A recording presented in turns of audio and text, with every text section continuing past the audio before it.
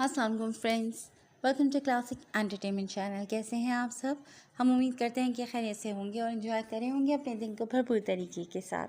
जनाब, हम हस्बे वाद आपके लिए लेकर आ गए हैं सिलसिलेवार novel you are my heart episode 35, जिसको आपके लिए तहरीर कर रही हैं कमल अकरम। तो जनाब, चलते हैं नावल की तरफ, मगर उससे पहले अगर आपने अभी तक हमारे चैनल को लाइक और सब्सक्राइब नहीं किया तो इसको सब्सक्राइब कीजिए, आइकॉन बटन दबाइए ताकि हमारी नई और नई वीडियोज़ आपको सबसे पहले देखने को मिले। तो चलते हैं नावल की तरफ। वो अपनी किसी पुरानी दोस्त से मिलकर वापस जा रही थी जब उसे ऑन नज़र आया था, जो अपनी बाइक के पास खड़ा फ़ोन कान से लगाए किसी से बात कर रहा था। वो गाड़ी में बैठने की बजाय उसकी जाने बढ़ गई और करीब पहुंचकर उसे पुकारा था। जिया! वो उसे यहाँ देखकर चौंका था। आप यहाँ क्या कर रहे हैं? उसने एक नज़र इर्द गिर्द डालकर पूछा, जहाँ ट्रैफिक का शोर और लोगों का रश मौजूद था। यूनिवर्सिटी से वापस आ रहा था तो अभी का फ़ोन आ गया, वही सुन रहा था। ऑन ने एक सरसरी सी नज़र उसके सरापे पर डालकर जवाब दिया, जो इस वक्त सियाह रंग की जीन्स और सफ़ेद रंग की घुटनों तक आती खुली कमीज़ में मलबूस थी। बाल खुले हुए थे और सर पर काला चश्मा लगा रखा था। सियाह रंग के स्ट्रॉलर को लपेट कर गले में डाल रखा था। हल्का सा लिप ग्लोज मुँह पर लगाए वो मेकअप से मुबर्रा थी। वो कई पल उसे देखे गया। ओह, क्या कहा अभी ने? अनफार मिल गई? अजिया ने चौंक कर पूछा तो उसने नफ़ी में सर हिला दिया। नहीं मिली वो, मगर जल्द मिल जाएगी। ऑन को अबीज़ ने अहमर और आतिफ के मुतालिक भी बताया था, मगर ऑन ने उसका जिक्र अजिया से नहीं किया था कि शायद अभी को ये पसंद ना आता। अल्लाह करे वो जल्द मिल जाए।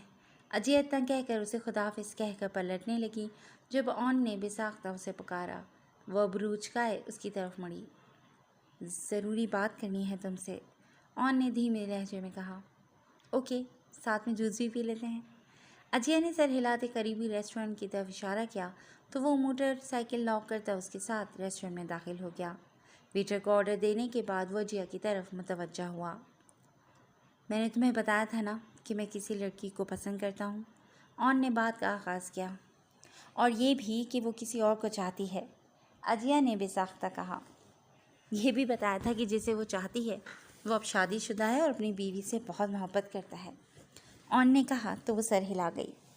वो उसे ये बात बता चुका था। अभी ने मुझसे एक बार कहा था कि तुम जिससे मोहब्बत करते हो एक दफ़ा तो ज़रूर उससे अपने दिल की बात करना। हो सकता है वो मान जाए और हो सकता है वो ना माने, लेकिन इस तरह तुम्हारे दिल में खलिश नहीं रहेगी।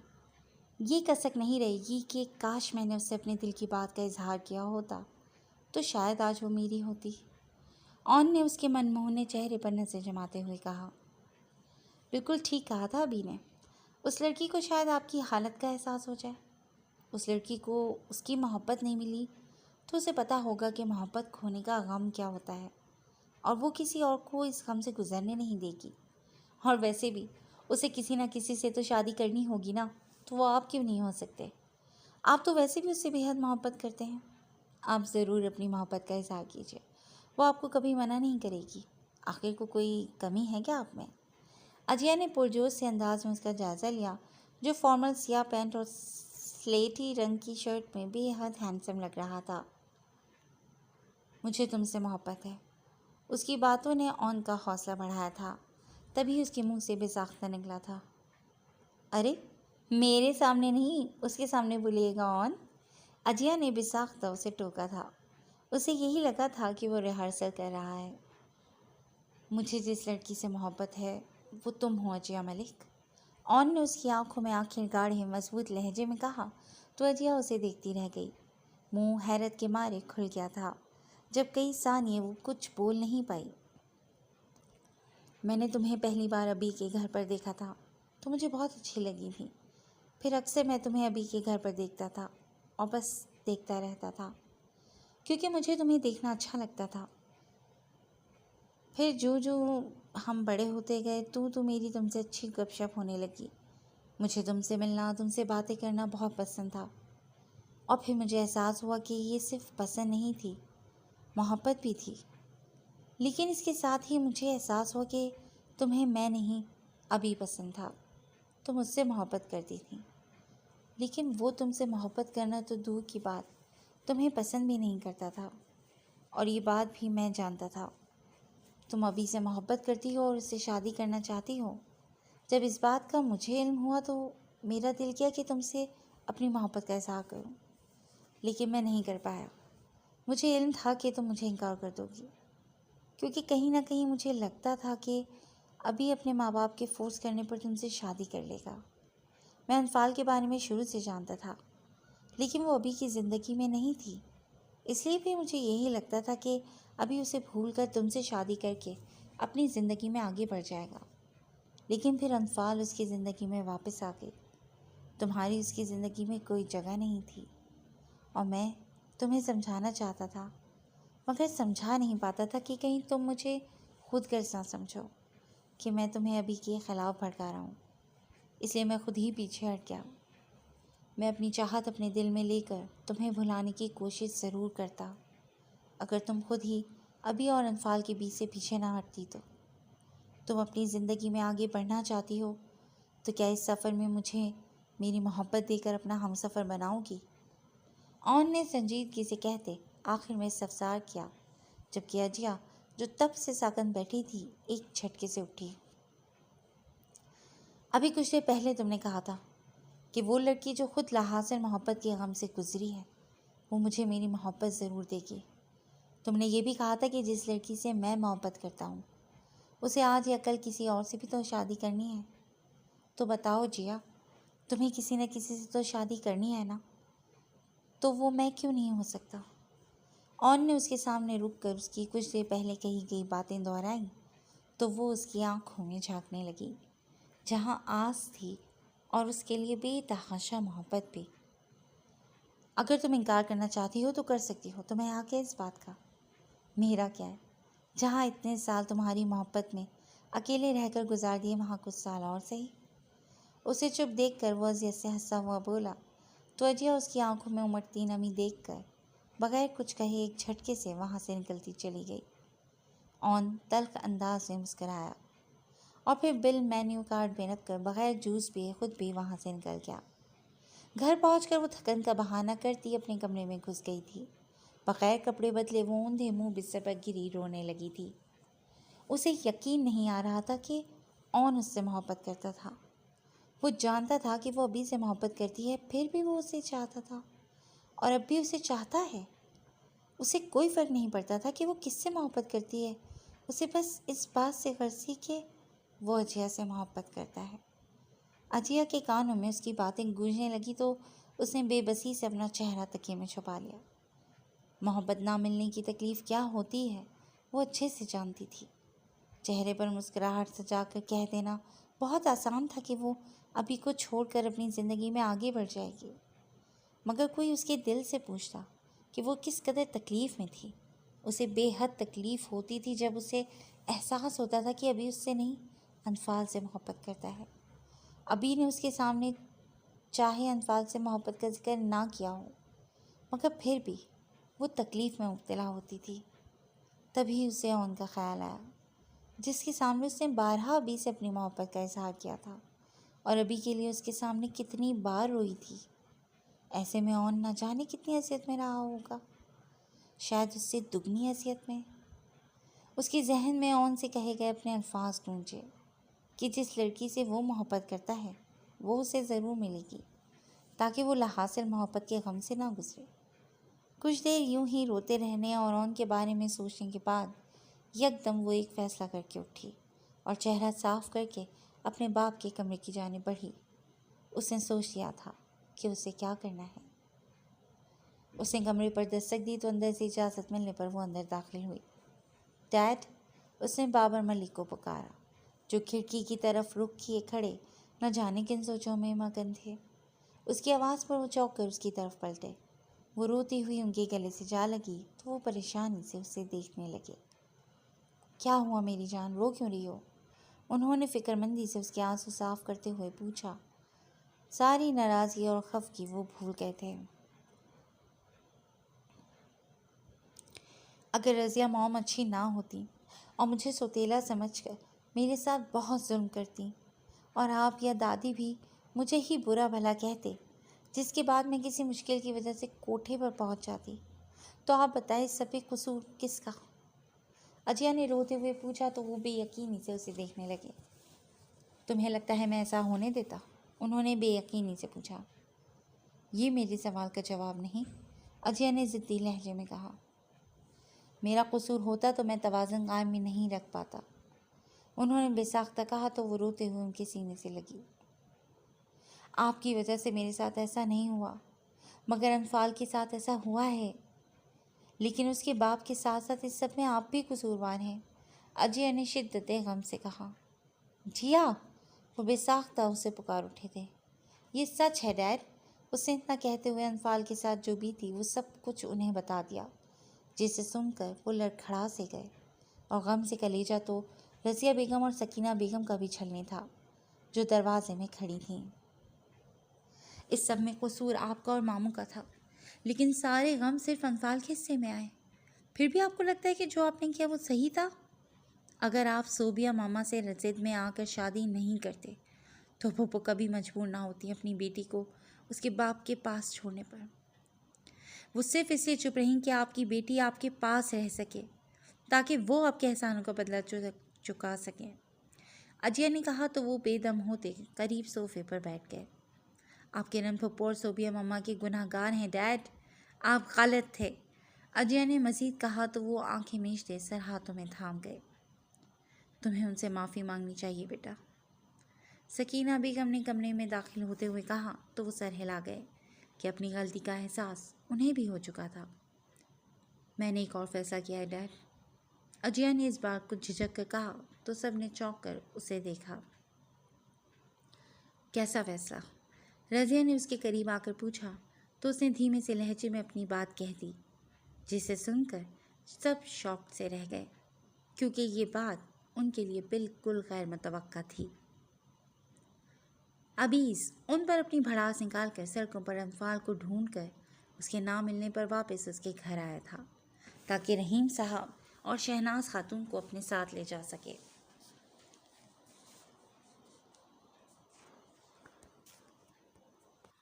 وہ انہیں یہاں اکیلے نہیں رہنے دے سکتا تھا، مگر جب وہ وہاں پہنچا تو گھر کھلا ہوا تھا۔ وہ اندر گیا تو ان کا ضروری سامان بھی غائب تھا، جس کا مطلب تھا کہ وہ یہاں سے جا چکے تھے، لیکن وہ یہ بھی جانتا تھا کہ وہ لوگ اکیلے نہیں جا سکتے تھے۔ یقیناً انفال واپس آئی ہوگی انہیں لینے، لیکن ضروری نہیں تھا کہ وہ ہی انہیں لے گئی ہوتی۔ پریشان سا ہوتا وہ پولیس اسٹیشن آیا تھا، جہاں تاحال انفال کے بارے میں کوئی خبر نہیں تھی، جس پر وہ ان کی سلو کارکردگی پر جلتا کرتا اون کے گھر چلا آیا تھا۔ یہاں آ کر اسے اون کی زبانی پتہ چلا تھا کہ اس نے اجیا سے اپنی محبت کا اظہار کر دیا ہے، مگر وہ بنا کچھ کہے واپس چلی گئی تھی، جس پر اون کا دل دکھی تھا۔ ابیز نے اسے تسلی دی تھی کہ سب کچھ ٹھیک ہو جائے گا، وہ فکر مت کرے، مگر یہ اون کا دل ہی جانتا تھا کہ وہ کس قدر فکر مند تھا۔ وہ اجیا کا تھوڑا بہت ہی صحیح مگر دوست تھا، لیکن اب شاید وہ اس چھوٹے سے رشتے سے بھی جانے والا تھا۔ وہ اجیا کو چاہتا تھا اور اس کے علاوہ کسی کو اپنی زندگی میں شامل نہیں کر سکتا تھا، یہ تو طے تھا۔ 1 مہینہ گزر چکا تھا اور اس 1 مہینے میں کچھ لوگوں کی زندگی میں کچھ بدلا تھا، تو کئی لوگ اب بھی پہلے جیسے ہی تھے۔ ابیز اب بھی انفال اور اس کے ماں باپ کو ڈھونڈ رہا تھا، جن کا کوئی اتا پتہ نہیں تھا۔ نہ جانے ان کو زمین کھا گئی تھی یا آسمان نگل گیا تھا۔ یہ کوئی فلم یا ڈرامہ نہیں تھا کہ وہ ہیرو بن کر ایک ہی دن میں انہیں ڈھونڈ نکالتا۔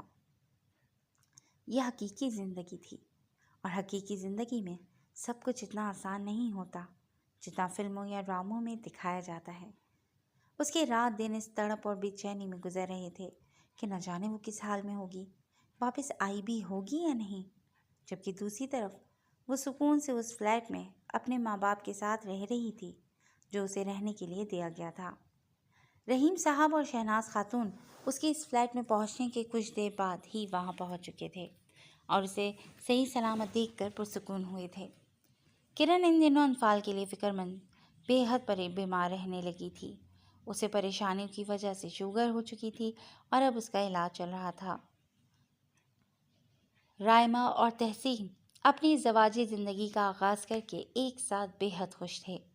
بابر ملک نے رائما، صوبیہ اور کرن سے بھی اپنی غلطیوں اور کوتاہیوں کی معافی مانگ لی تھی، جس پر سب نے بڑے پن سے انہیں معاف کر دیا تھا کہ گڑھے مردے اکھیڑنے سے سوائے تکلیف اور پچھتاووں کے کچھ ہاتھ نہیں آنے والا تھا۔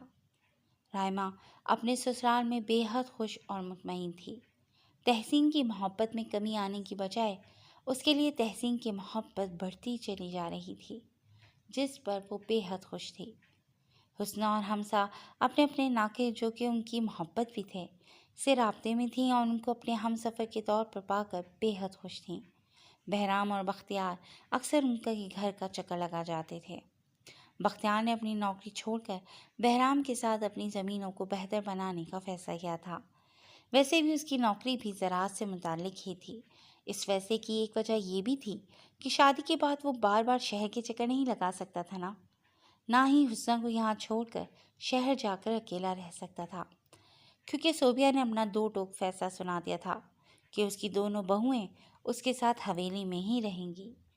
ملیحہ احسان کے ساتھ گھر واپس آ چکی تھی، جسے دیکھ کر عبیدہ بے حد خوش ہونے کے ساتھ ساتھ ندامت سے اس سے معافی مانگنے لگی تھیں، جس پر ملیحہ نے یہ کہہ کر اس کا مان بڑھایا تھا کہ وہ اس کی ماں ہے اور مائیں اپنی بیٹیوں کے ساتھ جیسا چاہے سلوک کریں، اور مائیں معافیا مانگتی اچھی نہیں لگتی، جس پر عبیدہ کو احسان کے فیصلے پر فخر ہوا تھا۔ اس کی امید سے ہونے کی خبر سن کر عبیدہ کی تو جیسے مراد بر آئی تھی، وہ بے حد خوش ہوئی تھی اور اس کا بے حد خیال بھی رکھنے لگی تھی۔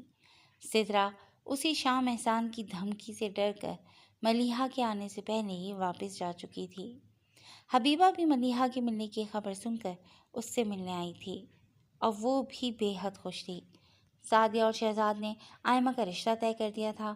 لڑکا بیرون ملک رہتا تھا اور شادی کے بعد آئمہ کو بھی ساتھ لے جانا چاہتا تھا۔ اس کی صرف ماں تھی اور ایک بہن۔ بہن شادی شدہ تھی اور ماں بھی لڑکے کے ساتھ ہی رہتی تھی۔ یہ رشتہ بہرام نے کروایا تھا اور لڑکی کے متعلق ساری چھان بین کر کے ہی اس نے یہ رشتہ پکا کیا تھا، کیونکہ لڑکے کے متعلق اسے کوئی منفی بات معلوم نہیں ہوئی تھی۔ آئمہ نے اپنا رشتہ ہونے پر کافی واویلا مچایا تھا، مگر کسی نے بھی اس کی ایک نہیں سنی تھی، بلکہ شہزاد ملک نے اسے یہ فیصلہ سنا دیا تھا کہ اگر اس نے ان کی بات نہیں مانی تو وہ بھول جائیں گے کہ وہ ان کی بیٹی ہے اور زندگی میں کبھی اس سے نہیں ملیں گے۔ اور آئمہ لاکھ بری سہی، مگر وہ اپنے ماں باپ سے محبت کرتی تھی، تبھی اتنے واویلے کے بعد وہ شادی کے لیے مان گئی تھی۔ یہ 1 مہینے اون کے لیے صدیوں کے برابر گزرے تھے۔ اس 1 مہینے میں اجیا نے ایک بار بھی اس کے فون کال ریسیو نہیں کی تھی، نہ ہی اس سے ملنے پر راضی ہوئی تھی، جس پر اون دل برداشتہ ہو گیا تھا کہ وہ اجیا کی دوستی بھی کھو چکا تھا۔ اس کا مرجھایا سا انداز اس کی چچی اور چچا کو غم میں مبتلا کرتا تھا، مگر وہ چاہ کر بھی اس کے لیے کچھ کر نہیں پا رہے تھے۔ ابیز آج سے 20 دن پہلے اپنے گھر لوٹ چکا تھا، کیونکہ اسے لینے حمزہ اور حسنہ آئی تھیں کہ اب ان کا اس گھر میں بہت کم وقت رہ گیا ہے، جسے وہ اپنے بھائی اور ماں باپ کے ساتھ گزارنا چاہتی ہیں، جس پر نہ چاہتے ہوئے بھی ابیز کو گھر جانا پڑا تھا۔ لیکن وہ اب بھی انفال کو ڈھونڈ رہا تھا۔ اس کے ساتھ بہرام کی بھی پوری کوشش تھی، مگر وہ اب تک انہیں نہیں ملی تھی۔ ابیز کو ایک اور بات کی بھی حیرت تھی کہ اسے ابھی تک کوئی خلا کا نوٹس نہیں ملا تھا۔ اسے ڈر بھی تھا کہ کہیں اس نے عدالت سے طلاق نہ لے لی ہو۔ اسی ڈر کی وجہ سے وہ اسے ڈھونڈنے کی کوششیں تیز کر چکا تھا، مگر ابھی تک اسے ڈھونڈنے میں ناکام تھا۔ وہ اس وقت شہناز خاتون کو دوائی دے کر سلانے کے بعد رحیم صاحب اور اپنے لیے چائے بنا کر ہال میں آئی تھی۔ بابا چائے؟ اس نے انہیں سوچوں میں گم دے کر پکارا تو وہ چونک کر اس کے ہاتھ سے کپ تھام کر چائے پینے لگے۔ وہ بھی ان کے قریب ہی صوفے پر ذرا واسے پر بیٹھ چکی تھی۔ آپ پریشان ہیں؟ اس نے نرمی سے استفسار کیا تھا۔ تم ابیز ملک کے پاس لوٹ جاؤ بیٹا، وہی تمہارا اصل ہے، انہوں نے بساختہ کہا تو وہ لب بھیج گئی۔ میں جانتا ہوں وہ تمہیں پسند نہیں، کوئی بھی عورت کسی ایسے مرد کو پسند نہیں کر سکتی جو اس کا محافظ بننے کے بجائے اسے زمانے کے سرد و گرم جھیلنے کے لیے تنہا چھوڑ گیا ہو۔ اس سب کے بعد تمہارا جو فیصلہ تھا وہ منظور کر کے میں نے تمہاری شادی کی کوشش کی تھی، مگر لوگ اتنے اچھے نہیں ہیں جتنے نظر آتے ہیں۔ یہ ہم عاطف اور احمد کی صورت دیکھ چکے ہیں۔ میں یہ نہیں کہہ رہا کہ سارے مرد احمد اور عاطف جیسے ہیں، کچھ اچھے بھی ہوں گے، مگر ان اچھوں کو ہم کیسے ڈھونڈیں گے بیٹا؟ تم جس سے بھی شادی کرو گی اسے سارا سچ لازمی بتانا پڑے گا۔ اگر چھپاؤ گی تو ہو سکتا ہے شادی کے بعد اس سے پتہ چل جائے، پھر وہ کیا فیصلہ کرے گا ہم نہیں جانتے، مگر رسک لینا ہی کیوں ہے؟ ابھی اس کو اپنے کیے کا احساس ہے، اور جتنی اذیت اور تکلیف تم اسے دے چکی ہو، کیا یہ کافی نہیں؟ وہ ہر پل اس بات پر اذیت محسوس کرتا ہوگا کہ اس کے نکاح میں رہتے ہوئے اس کی بیوی کے ساتھ، لیکن تم جانتی ہو کہ یہ جھوٹ ہے۔ تم آج بھی ویسی ہی پاک ہو جیسی پہلے تھی۔ عورت بہت اعلیٰ ظرف ہوتی ہے بیٹا، اعلیٰ ظرفی کا مظاہرہ کرو اور اس کی سزا کم کر دو۔ رحیم صاحب نے اسے سمجھایا تھا۔ احمد نے عاطف کے ساتھ جو مل کر کیا تھا اس سے وہ بے تحاشا ڈر گئے تھے۔ وہ نہیں چاہتے تھے کہ ان کی بیٹی کی زندگی ان کے کسی غلط فیصلے کی وجہ سے برباد ہو جائے، اس لیے وہ اسے ابیز کے پاس واپس بھیج دینا چاہتے تھے، چاہے جیسا بھی تھا، مگر وہ اس کا شوہر تھا اور سب سے بڑھ کر اس سے محبت کرتا تھا۔ اس کا اپنی عزت کے بارے میں بولا گیا جھوٹ بھی اس کے انفعال سے محبت کم نہیں کر پایا تھا، اور یہ چیز وہ اچھی طرح محسوس کر چکے تھے۔ میں اسے معاف نہیں کر پاؤں گی بابا، اس نے اذیت سے کہا تو وہ بے ساختہ اس کے آگے ہاتھ جوڑ گئے۔ بابا! وہ تڑپ کر ان کے ہاتھ کھولتی ان کے سینے سے لگی رونے لگی تھی۔ کیا ہوا؟ میں نے اپنی آنکھوں کے سامنے اپنی تہور کو مرتے دیکھا ہے، اس کے بدلے تم مجھے ملی ہو، تو میں تمہیں برباد ہوتے نہیں دیکھ سکتا۔ میں کسی ایسے شخص کے حوالے تمہیں نہیں کرنا چاہتا جو تمہاری رہی سہی زندگی کو جہنم بنا دے۔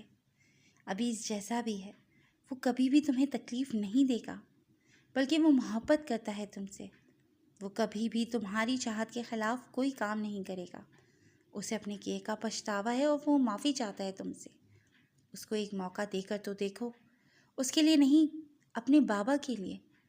انہوں نے بھیگے لہجے میں کہا تو وہ سیدھی ہوتی ان کے آنسو صاف کرنے لگی۔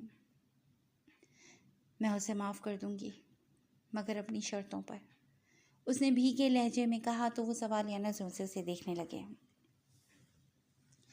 سب بتا دوں گی اگر وہ مان گیا تو، اس نے کہا تو وہ سر ہلا گئے۔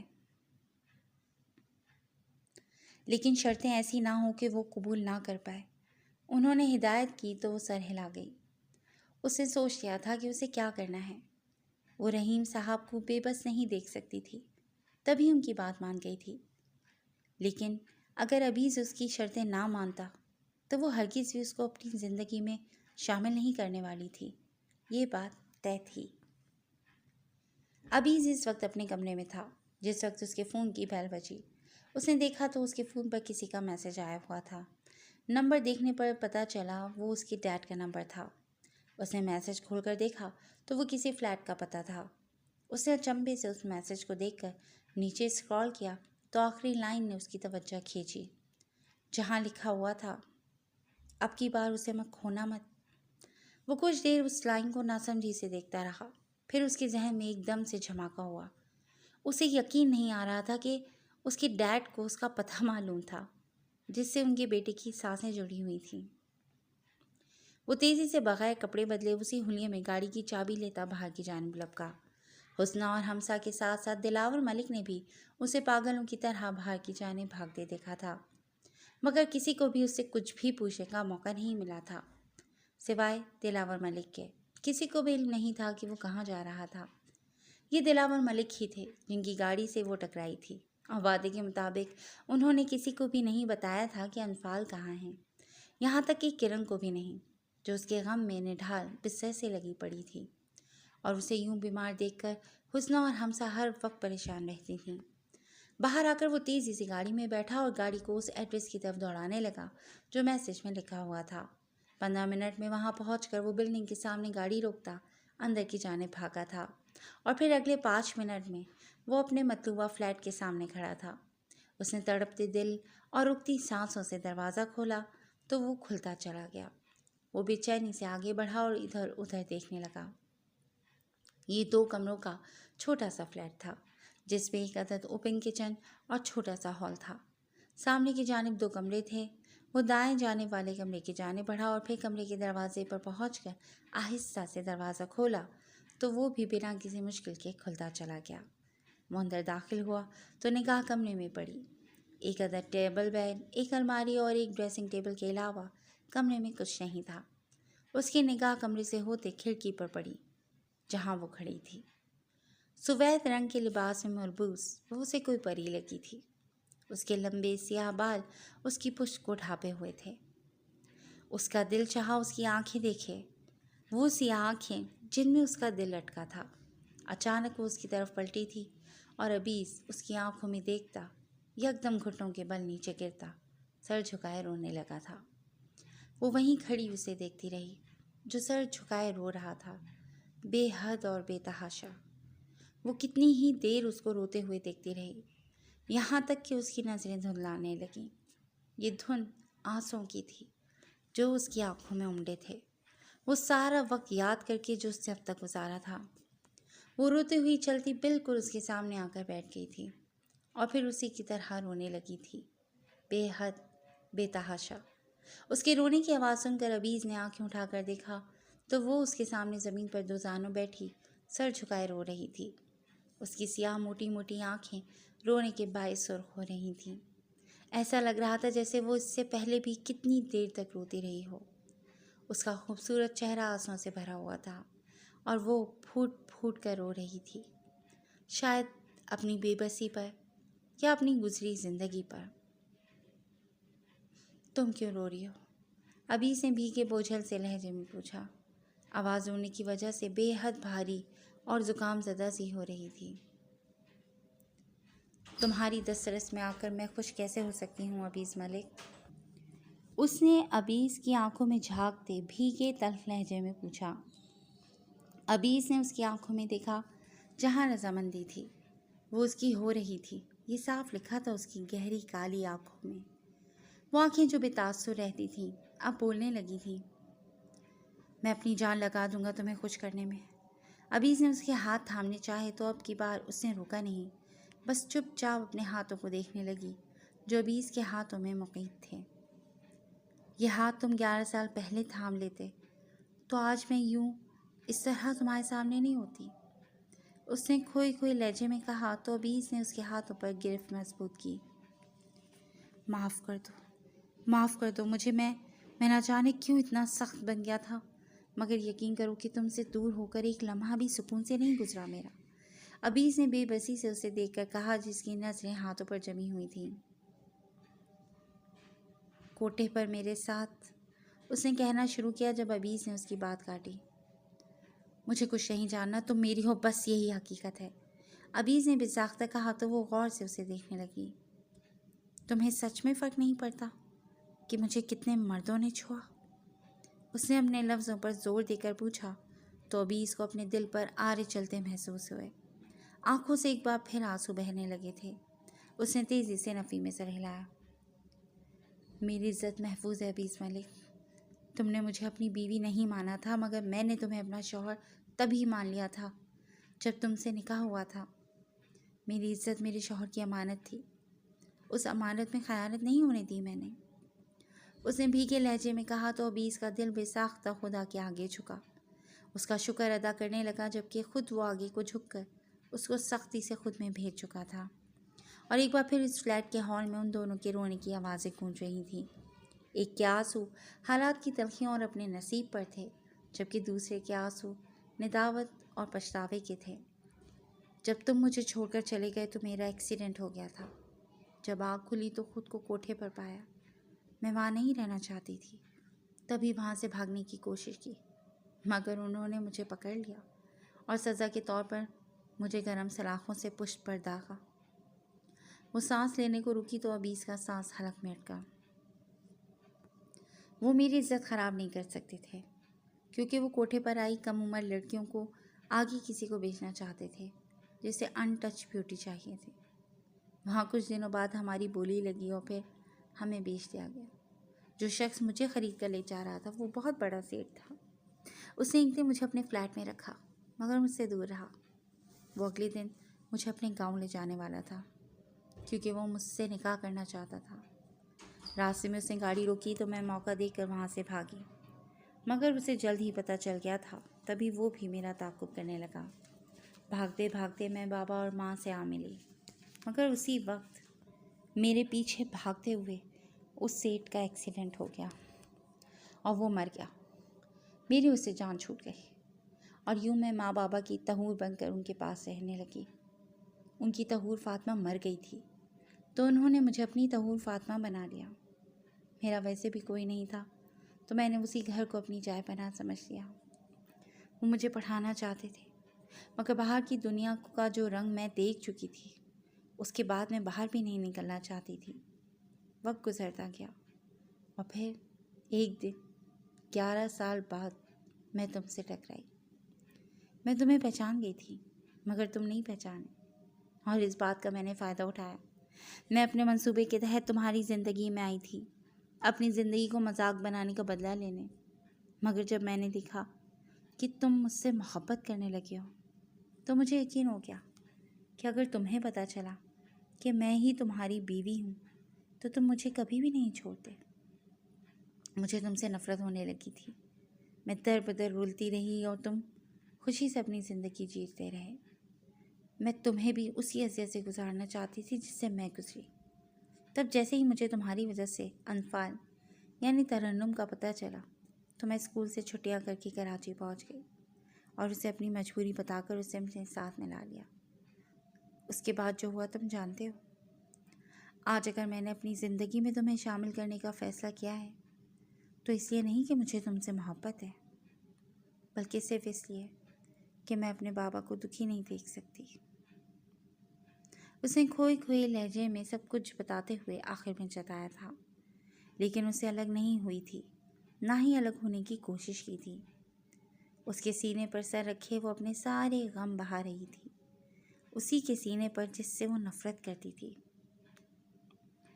سب میری غلطی ہے، میں اگر تمہیں تب نہ چھوڑ کر جاتا تو یہ سب کچھ ہوتا ہی نہیں۔ سب میرا قصور ہے، مجھے معاف کر دو۔ ابیز نے ایک بار پھر اس سے معافی مانگی تھی۔ اس نے ابیز سے الگ ہو کر اسے دیکھا جو اس وقت ملگجے سے ٹراؤزر اور ٹی شرٹ میں ملبوس تھا۔ بال جو ہمیشہ اس نے نفاست سے سجے دیکھے تھے آج وہ کافی بکھرے اور بڑھے ہوئے لگ رہے تھے۔ داڑھی بھی مٹھی بھر اور بے ترتیب ہو رہی تھی، جیسے کئی دنوں سے تراشی نہ گئی ہوں۔ تم قصوروار ہو، مگر شاید میری قسمت بھی اتنی ہی تکلیفیں لکھی ہوئی تھی۔ اس سے ابیز کی گریہ آزاری سے سرخ ہوتی آنکھیں دیکھ کر کہا، تم نے مجھے معاف کر دیا نا؟ اس نے انفال کے ہاتھ تھام کر بے چینی سے پوچھا۔ شرائط کے ساتھ، انفال نے سنجیدگی سے کہا۔ مجھے تمہاری ہر شرط منظور ہے، پھر چاہے جان مانگ لو، ابیز نے بنا سوچے سمجھے کہا تھا۔ میری پہلی شرط یہ ہے کہ میں تمہارے گھر میں تمہاری سوتیلی ماں کے ساتھ نہیں بلکہ الگ گھر میں رہوں گی۔ اس نے پہلی شرط سامنے رکھی۔ مگر وہ تمہاری سگی ماں ہے اور تمہیں بہت چاہتی ہیں، ابیز نے حیرت سے کہا۔ ہاں یا نہیں؟